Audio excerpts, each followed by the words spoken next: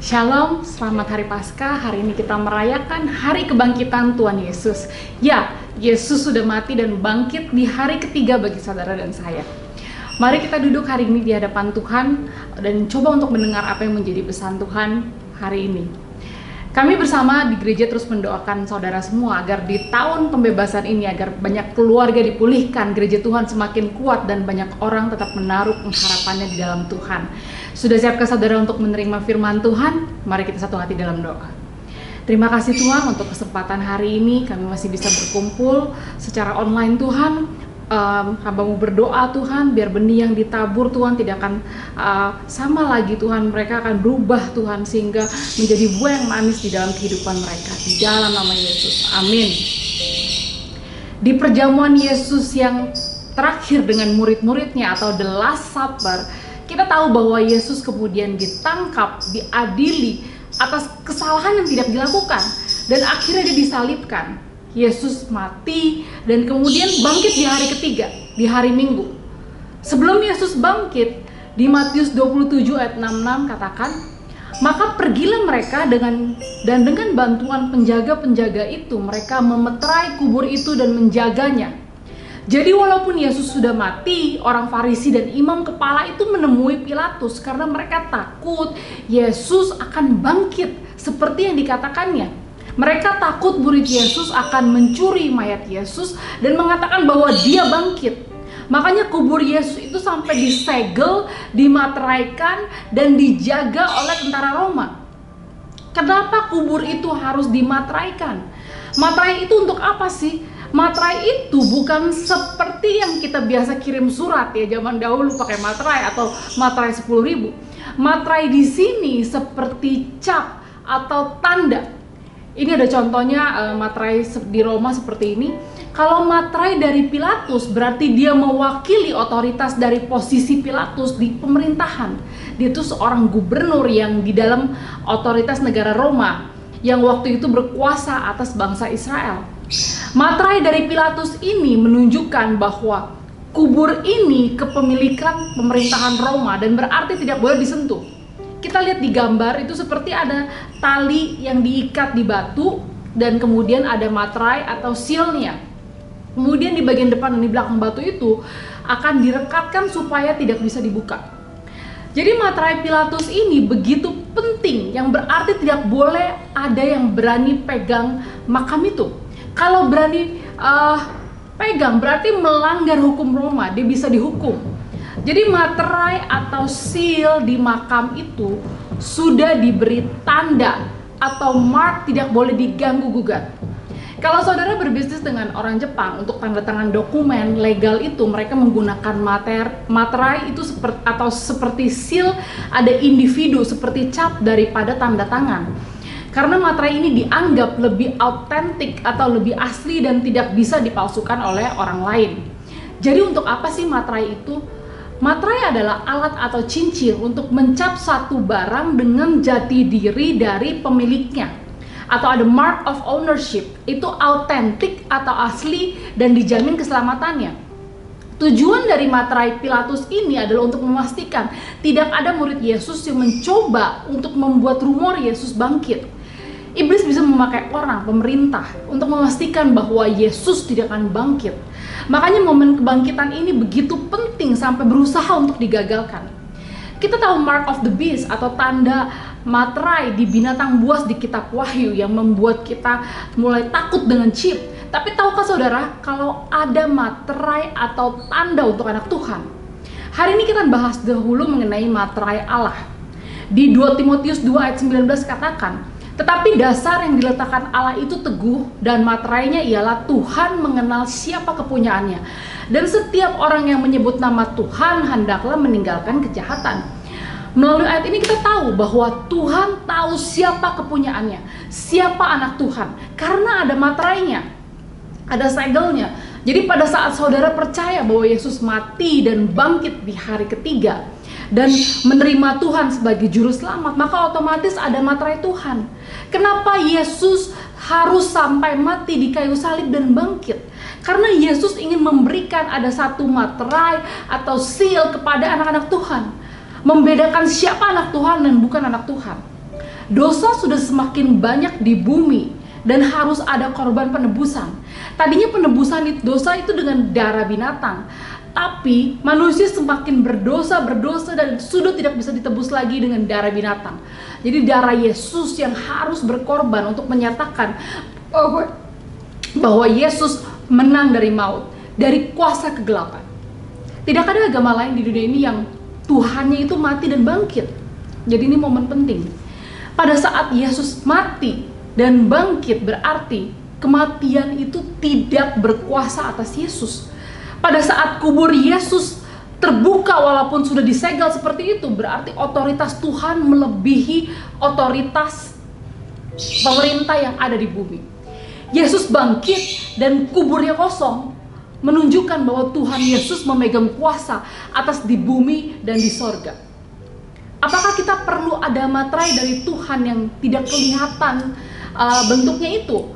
Di Wahyu 7 ayat 3 katakan, janganlah merusakkan bumi atau laut atau pohon-pohon sebelum kami memeteraikan hamba-hamba Allah kami pada dahi mereka.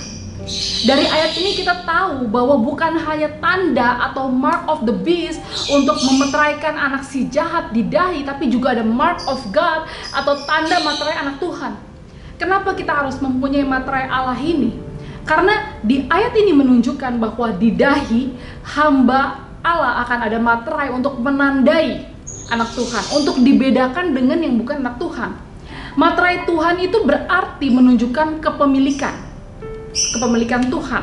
Dia memberikan jaminan untuk hidup kekal, masuk surga, dan ada hubungan yang autentik, yang asli dengan Tuhan. Di dahi itu berarti dekat dengan frontal cortex, otak depan, yang fungsinya untuk decision making atau pengambilan keputusan. Ini berarti pikiran kita, pengambilan keputusan kita, dan kebiasaan kita itu harus sesuai dengan kehendak Allah. Jadi materai Allah atas seseorang menunjukkan bahwa orang tersebut adalah milik Allah, berada dalam perlindungannya, dalam pemeliharaannya yang khusus bagi anak Allah. Di Efesus 1 ayat 13 sampai 14 katakan, di dalam Dia kamu juga, karena kamu telah mendengar firman kebenaran, yaitu Injil keselamatanmu. Di dalam Dia kamu juga, ketika kamu percaya, dimeteraikan dengan Roh Kudus yang dijanjikannya itu. Dan Roh Kudus itu adalah jaminan bagian kita sampai kita memperoleh seluruhnya, yaitu penebusan yang menjadikan kita milik Allah untuk memuji kemuliaannya. Jadi Injil keselamatan adalah pada saat kita percaya bahwa Yesus mati untuk menebus semua dosa dan kesalahan kita, dan kemudian kita diberikan materai bagi anak-anaknya. Dan dikatakan Roh Kudus ini adalah materai hak milik Allah. Jadi Roh Kudus ini sebagai jaminan kita sebagai anak Allah di penghakiman yang terakhir. Tapi kita baru sungguh-sungguh menjadi milik Allah kalau Roh Kudus itu mengubah dan memperbarui hidup kita. Ada transformasi dalam pikiran dan perbuatan. Roh Kudus ada di dalam kita kalau kita bukan lagi orang yang sama lagi, karena kita mau mengikuti Tuhan secara sadar. Dulu mungkin kita bisa gampang emosi, tidak sabar, dan kita bisa keluar kata makian begitu aja. Tapi sejak ada Roh Kudus, kita bisa bantu direm. Kita jadi orang yang berbeda. Roh Kudus ini disebut sebagai jaminan, karena kita masih hidup di dunia. Makanya wajar kalau masih ada masalah, cobaan hidup, masih ada tantangan. Tapi Roh Kudus ini bisa membimbing kita dalam memberikan keputusan dan memberikan kita hikmat.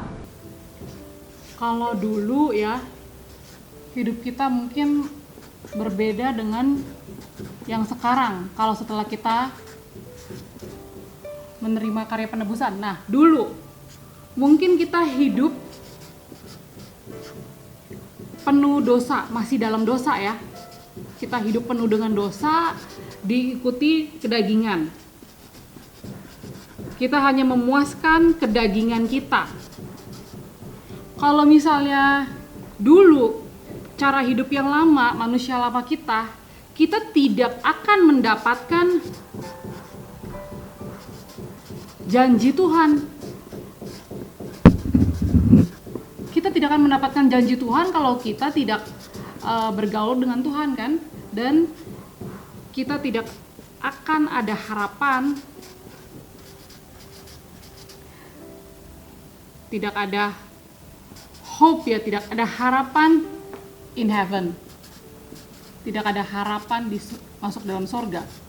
Tapi karena Yesus telah mati, ada crucifixion, Yesus mati di kayu salib, sehingga kita sekarang menjadi manusia yang baru. Tadinya hidup penuh dengan dosa, sekarang kita sudah ada materai. Kita menjadi manusia baru, kita ada satu materai, dikatakan materai Roh Kudus. Tadi kita sudah belajar ya. Biasa angka Tuhan itu mungkin kalau misalnya kita mau bilang dulu, kalau kita masih penuh dengan dosa, mungkin misalnya lambangnya di dahi bilangnya 666 misalnya ya. Tapi kalau kita sekarang mungkin ada seperti materai Tuhan 777. Karena beda, ada materai Roh Kudus, kemudian sudah pasti kita menjadi ahli waris dalam janji Tuhan.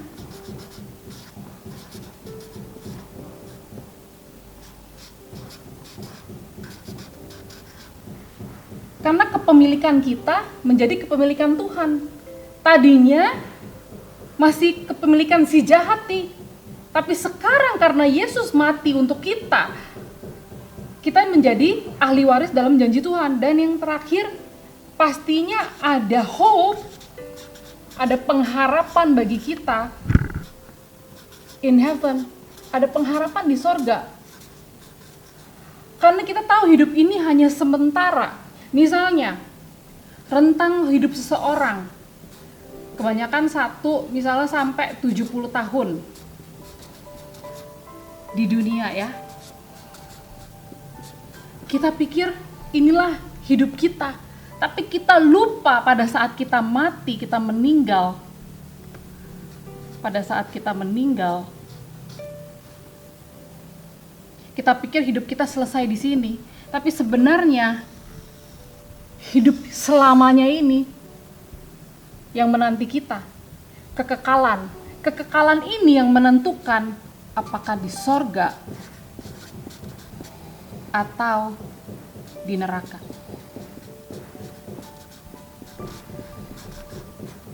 Karenanya kita harus pastikan kita mempunyai materai. Apakah materai dari si jahat? Apakah materai Allah?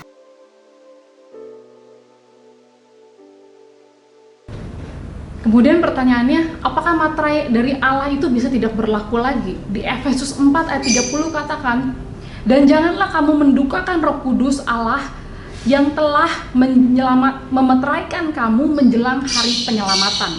Yang telah memeteraikan kamu menjelang hari penyelamatan. Jadi, materai Allah ini seharusnya menjaga anak Tuhan sampai hari penghakiman terakhir. Kita tidak sadar kalau nanti pada saat tubuh kita sudah mati, tapi kita tidak akan mati karena masih ada hidup di kekekalan. Kekekalan ini kan berarti hidup selamanya. Pilihannya hanya ada dua jalan, mau masuk surga atau neraka. Dan hidup di bumi ini yang sekarang ini sebenarnya ini hanya sementara.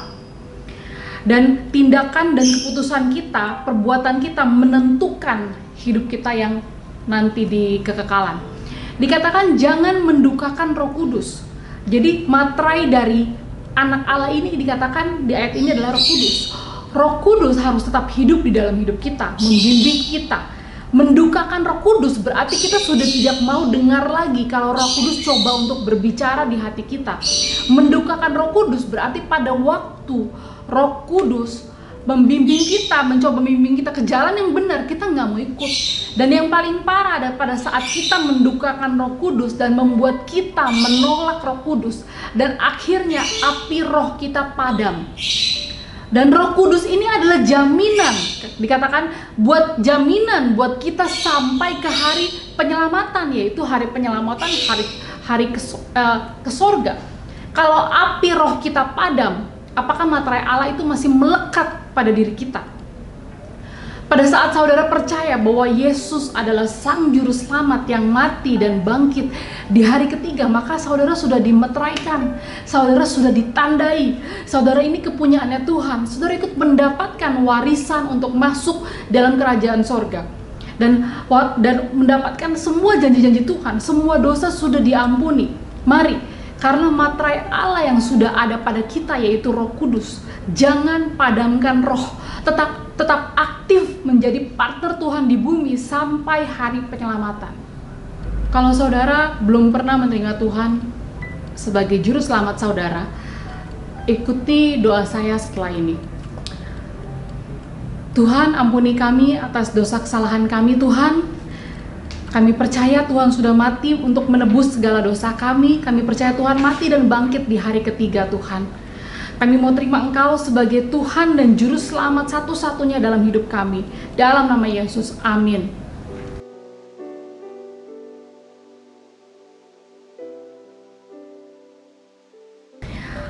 Mari kita satu hati dalam doa.